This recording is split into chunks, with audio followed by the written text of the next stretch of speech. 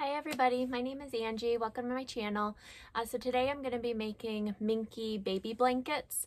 So it's going to be Minky on the front and on the back. And so these ones are going to be, the finished size is 28 by about 34 inches. They're great for strollers. This is my dog Penny.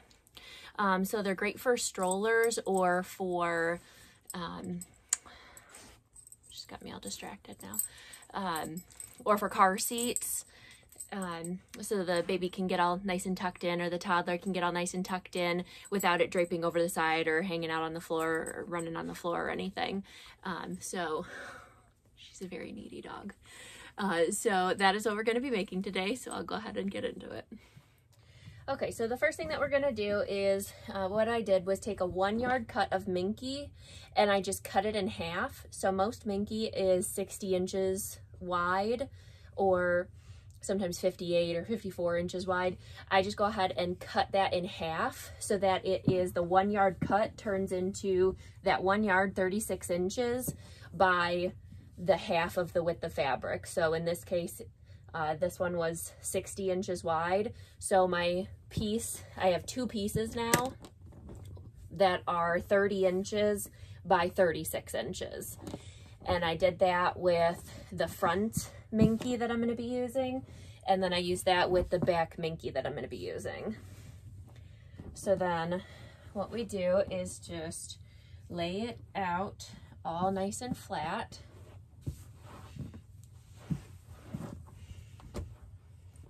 I have to sprawl out on the floor. It's the biggest space that I have. So you just want to lay it flat and make sure there's no wrinkles. Get it all nice and smoothed out. Okay. And then we're going to take our other Minky and we're going to lay this one face up. So I have the front piece of the Minky that I'm using face up. And then the back Minky that I'm using, I'm going to lay that face down. And we're just going to lay those two pieces right sides together. Actually, I'm going to do it this way so that the two selvages are on the same side.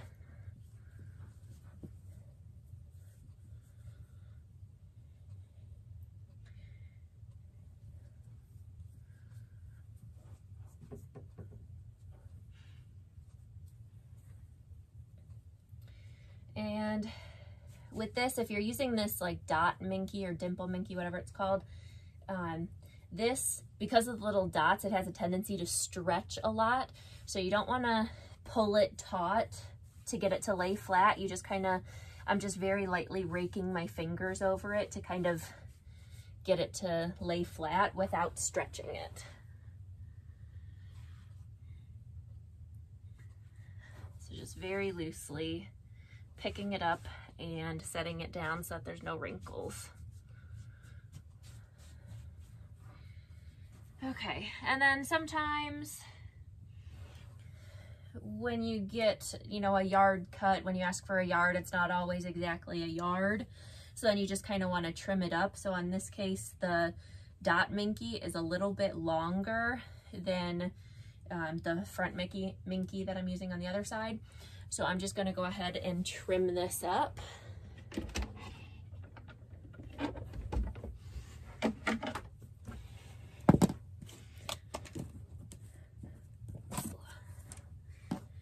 So then I just take a straight edge. I know this side is straight because this is the selvage. And I'm just going to go ahead and line the edge of my ruler up over on this side. And just make sure that the line that I am drawing is going to catch both layers. And I'm just using a permanent marker. Doesn't really matter what you use because it's going to be within the seam allowance, so nobody's going to see this anyways. So I'm just using a permanent marker so that it is nice and bright and easy for me to see. And I'm just drawing a line just to get a nice straight edge so that the two edges over here line up. And we'll trim that down.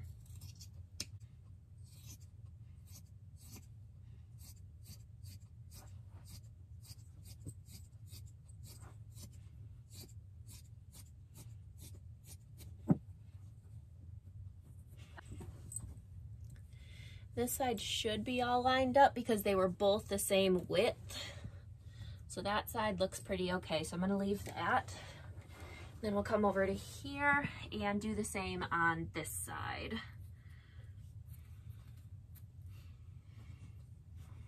Just make sure that I'm catching everything.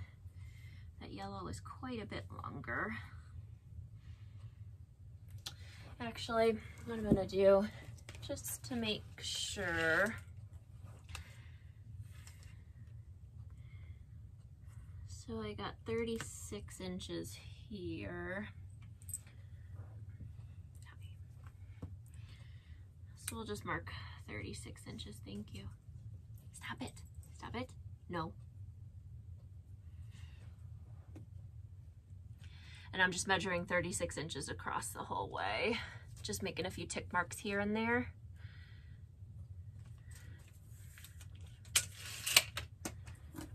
And then I can use those to make the straight line, and I'll just make sure that that comes in far enough, and it does.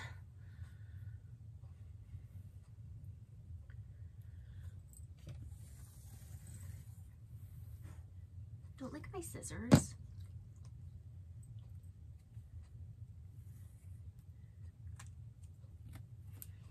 Penny's been a little extra needy today. She does that sometimes.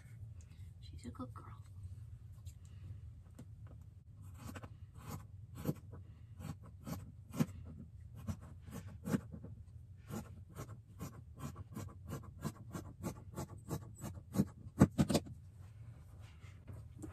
Okay, and then this side has the selvages, which are pretty big. Sometimes if they're small enough, I just leave them on and then, you know, make sure my seam allowance is big enough to cover it. But these are pretty big, so I want to make sure that I cut those out so that the selvages aren't seen. So I'm just gonna go ahead and again measure. We'll take it down to 30 inches. That should be good all the way across. I pulled too much. Yeah, okay. So I'll just make it. So this is gonna make it 30 inches this way. And it was 36 inches this way. So before we sew it, that's how big it ends up being. You may have to adjust depending on, like I said, how generous of a yard of fabric they give you and how wide your minky is. Some of them are not quite 60 inches wide.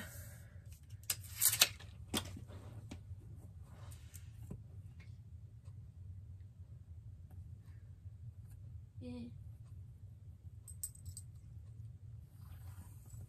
only problem with using permanent marker, it gets my roller all scuffed up. Whatever.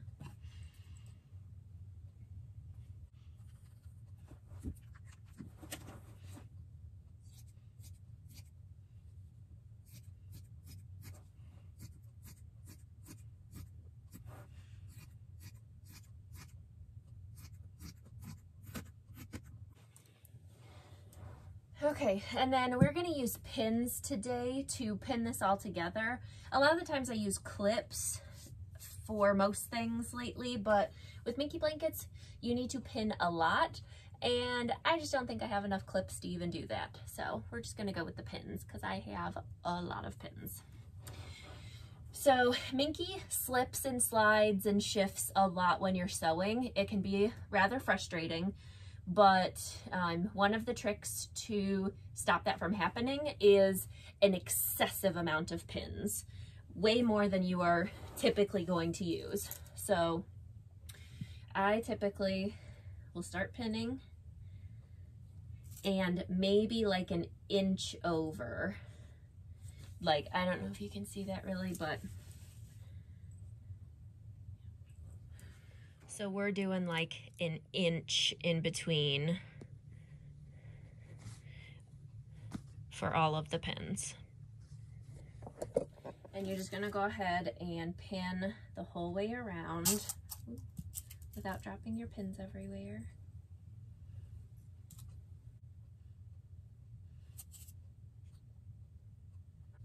And you just want to be very careful not to pick this up and readjust it, because it will shift around, and no matter how much you try, you can't get it lined up again. That's just the way Minky is.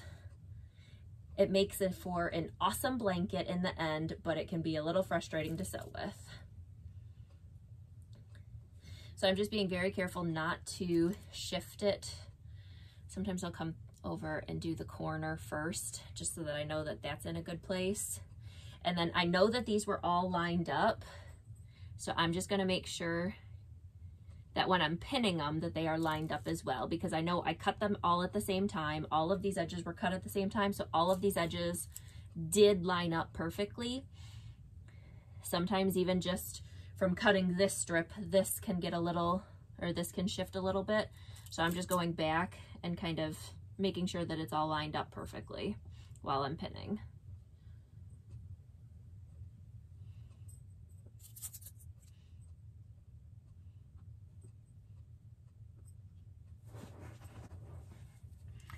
And then one thing that I like to do,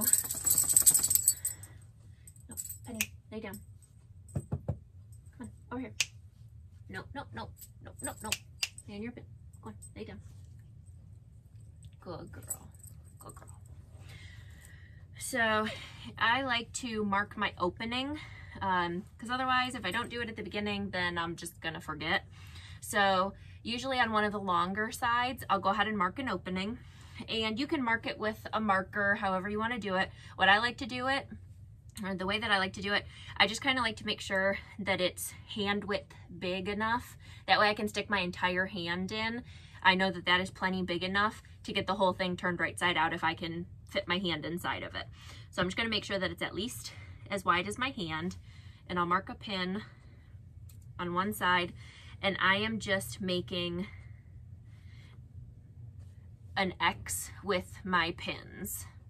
And that way I can very clearly see where my opening is. And then I'm just gonna set my hand down there, and then on the other side of my hand, pop in another pin and make another X. So these two X's mark my opening, and I'll pin on either side of them going all the way around. But this space right here, I'm not gonna pin. That tells me that that is my opening.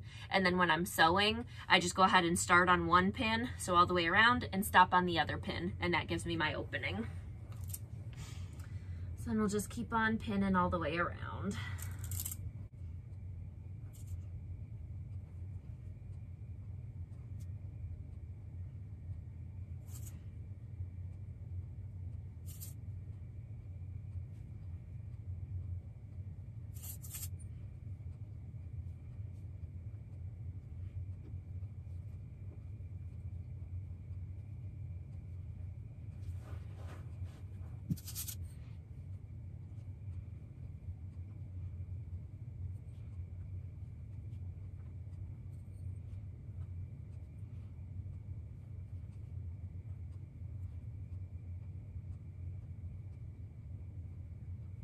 Thank you.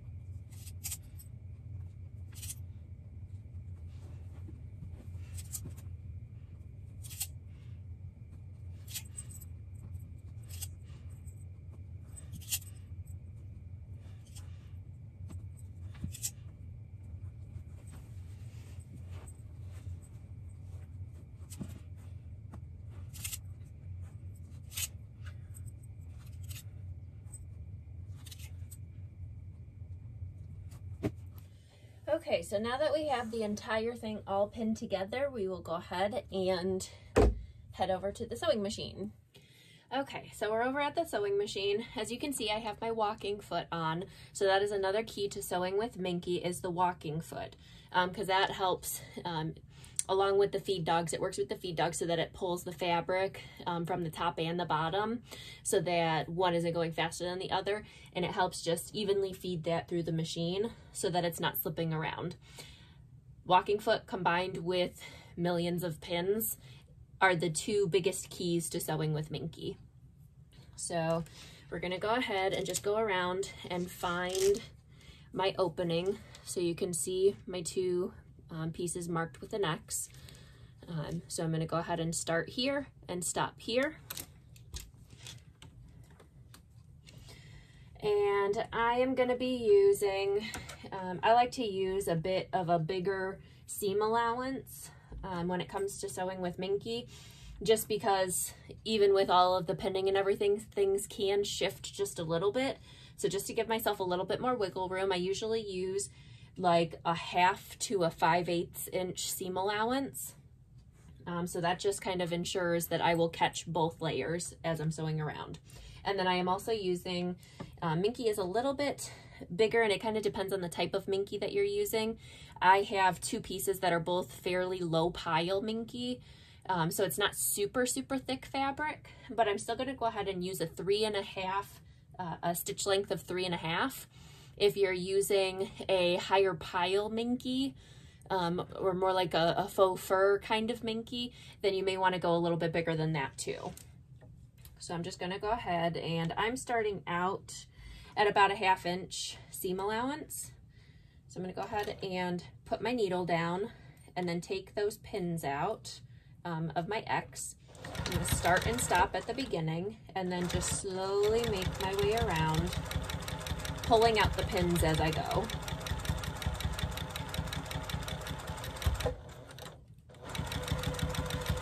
And you'll notice with Minky and this dot Minky especially, you are going to have a little bit of puckering here and there. Nothing too crazy. I'll take it out and show you, but like just a little bit of puckering. And that's just how it goes with Minky. When we turn it right side out, you will not be able to notice those tiny little puckers, but that's why we pin so much. Even with all of that pinning, we still get little puckers like that. So if you don't pin enough, then those tiny little puckers, by the time it gets to the next pin, are even bigger puckers. So that's why we pin so much, so that the tiny little puckers that you do see, by the time you turn it right side out, you will not be able to notice those. I'm going to go back to my stitching, and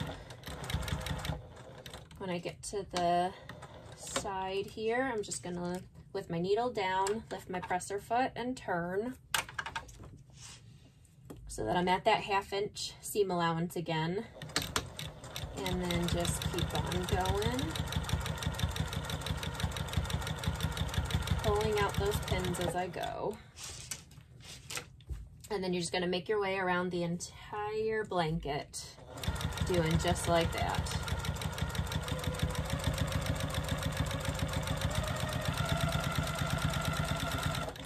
Every once in a while, I just like to double check. Minky has a tendency to, the edges curl a little bit.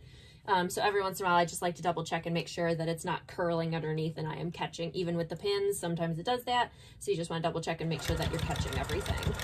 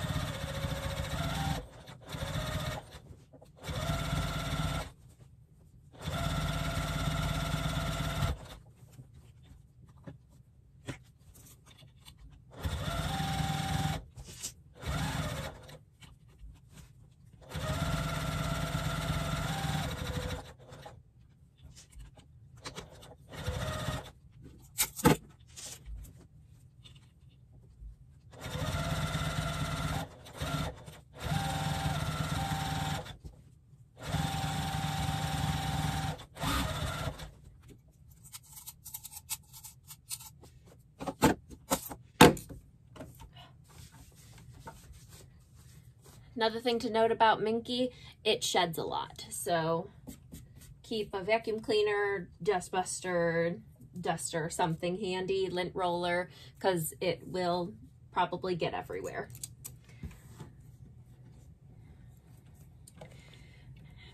And then, oh, I wanted to note, this hand here, I am not pushing the Minky through, I'm just kind of slowly gliding it with my hand just to kind of make sure that this isn't shifting around and tugging on the fabric. So I'm just kind of holding it in place to make sure that it is gliding along evenly with this and not pulling. And then while this hand is doing that, this hand is pulling out the pins as I go.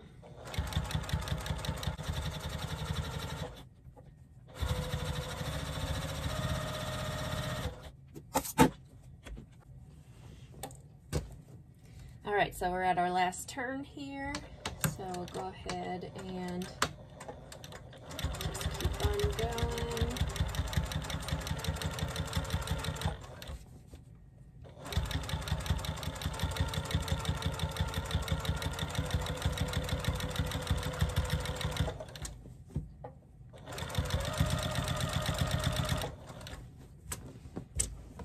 See, and you see I could have to keep readjusting this because if I don't, it starts pulling on the fabric and then it kind of isn't going through as evenly.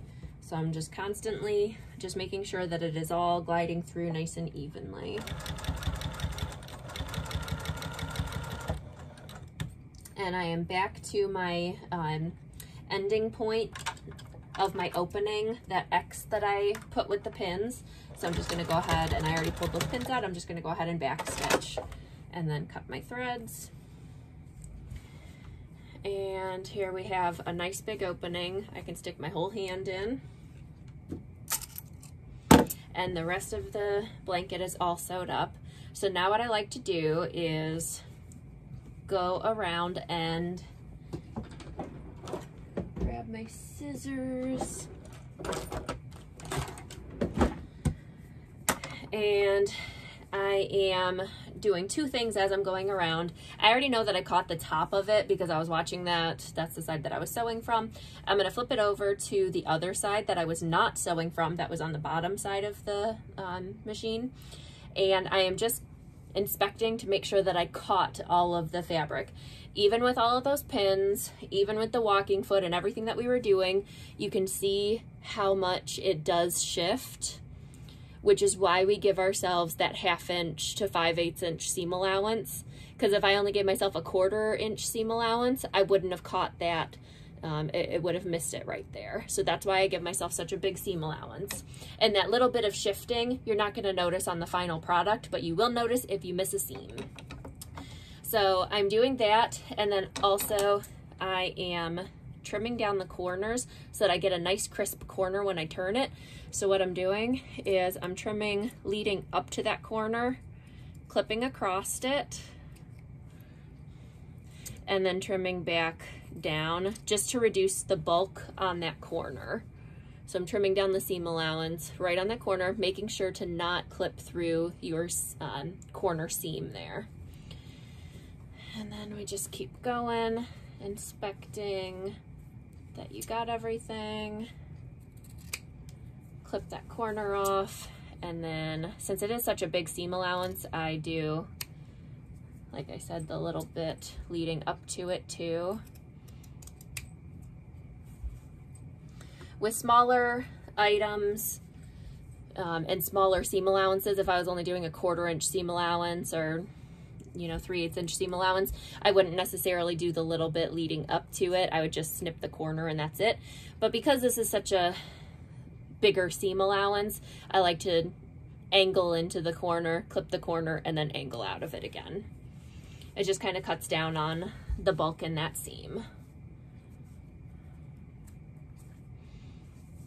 See in there, you can tell it shifted again a little bit. It started to curl underneath and it grabbed a little bit of the blanket. But again, once we turn it right side out, that's the beauty of Minky. Nobody's going to notice those little things like that. So then we'll go ahead and clip that seam, not snipping through our stitches.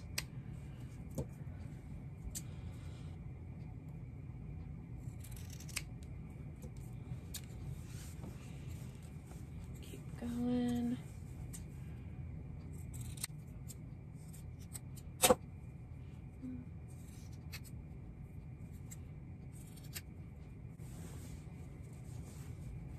Okay, and we are back at our opening. So everything looks good. I did get everything. I didn't miss any fabric. Nothing slipped too terribly. So we are good to go ahead and turn it right side out. Okay, so what I do is I just go ahead and find that opening. I reach in and I find one of the farthest corners.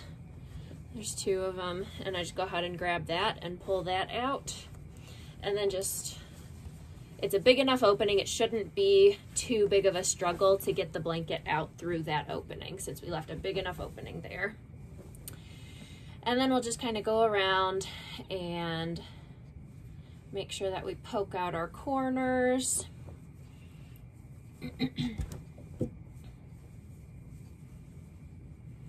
You can use a little chopstick or something to poke out the corners. It usually doesn't need to be too crisp, as long as you can tell it's a corner, it's usually fine.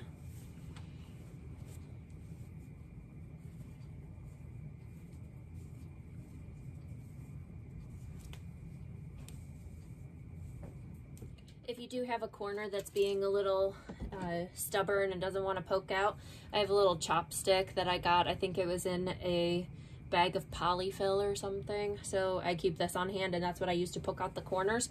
Don't push too hard. You don't want to poke out or go through the seam and bust out your stitches, but just kind of poke it out to get a nice sharpish corner there.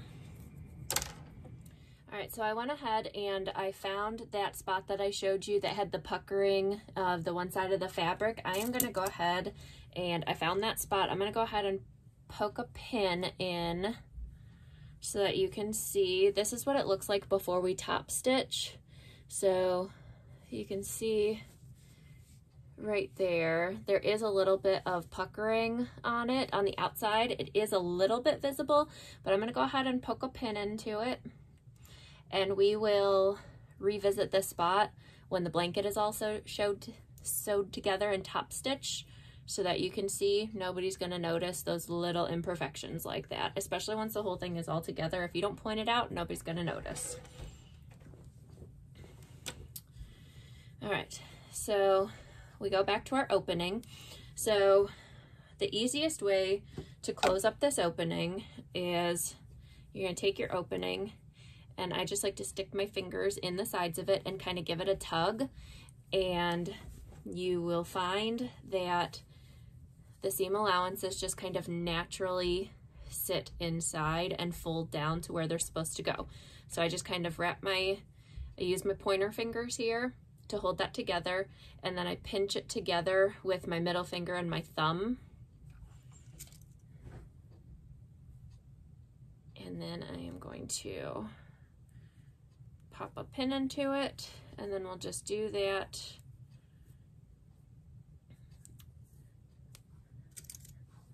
over on this side. However many pins you feel you need so that it won't shift.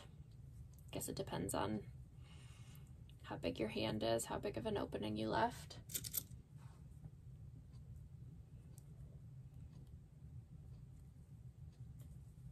Okay, so I have my 3 pins in place, and that covers my entire opening. So I'm going to go ahead and I am going to increase my stitch length.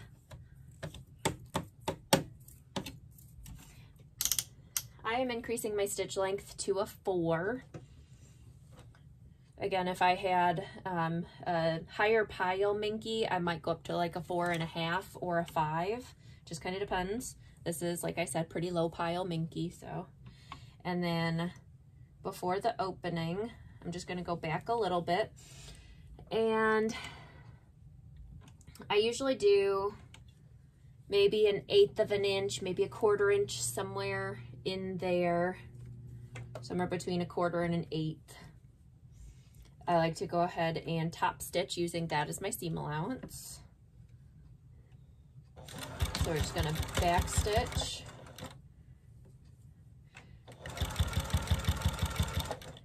And then I come up to my pin and pop that out. Come up to another pin.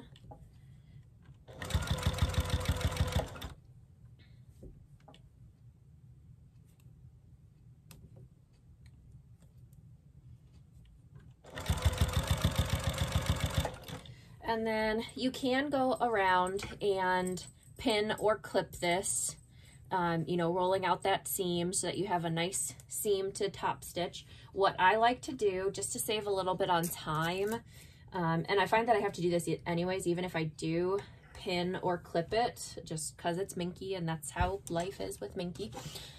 What I like to do is, as I'm going, when I'll stitch a little bit and then I'll stop with my needle down, my presser foot down, so nothing's shifting. This is nice and snug in here. I am rolling the seam in my fingers to get a nice crisp seam here. I am doing that, you know, a little bit closer to the machine here. And then I am just holding it in place. Sew a little bit and then do that again.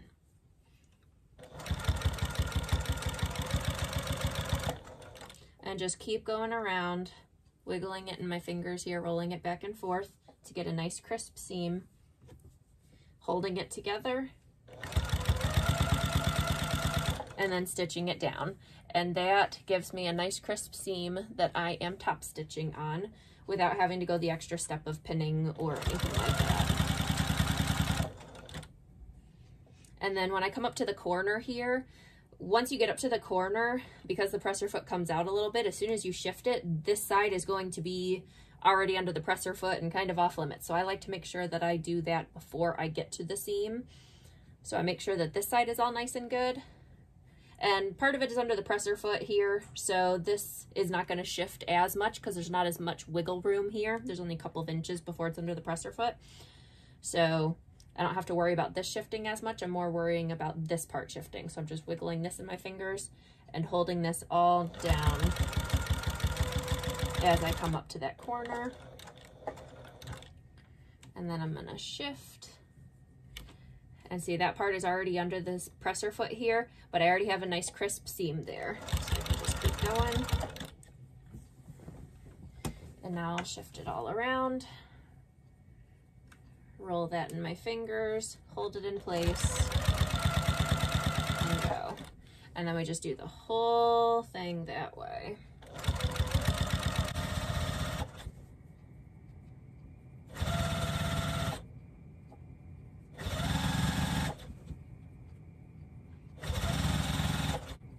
Oh, I didn't say it before, but make sure you use a coordinating thread because, I mean, it's not super visible in Minky because there is a little bit of a pile, so it kind of hides underneath, but some of the stitches may be showing, so you want to make sure it's a coordinating thread.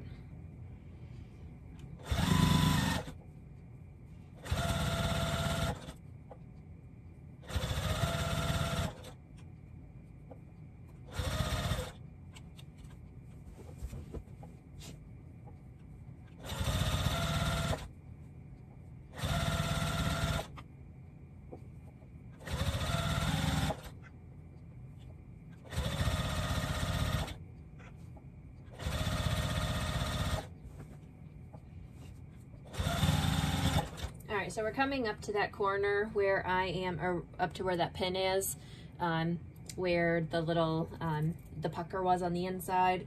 So I am just gonna go ahead and, when I get up close to it, I'm gonna pop that pin out.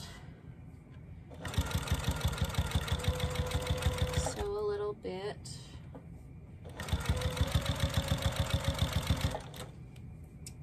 And then, see, it's already so difficult, it's hard to tell. Okay, here it is. Pop that pin back in it, and we'll look at it again when the whole thing is all sewed up.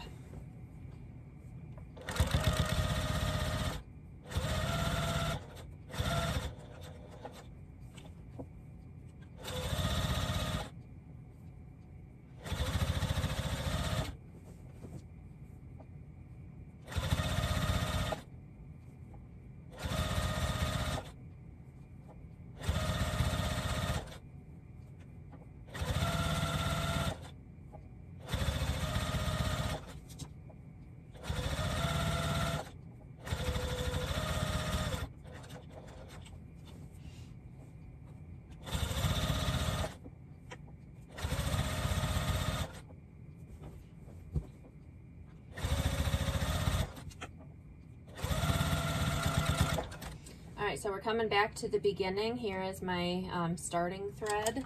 So I just go ahead and clip that at the beginning, and my bobbin thread is buried in there. And then we'll just keep on going. And I overlap my starting threads just a little bit, back stitch a couple times, and then clip the threads, and we'll clip the threads back here.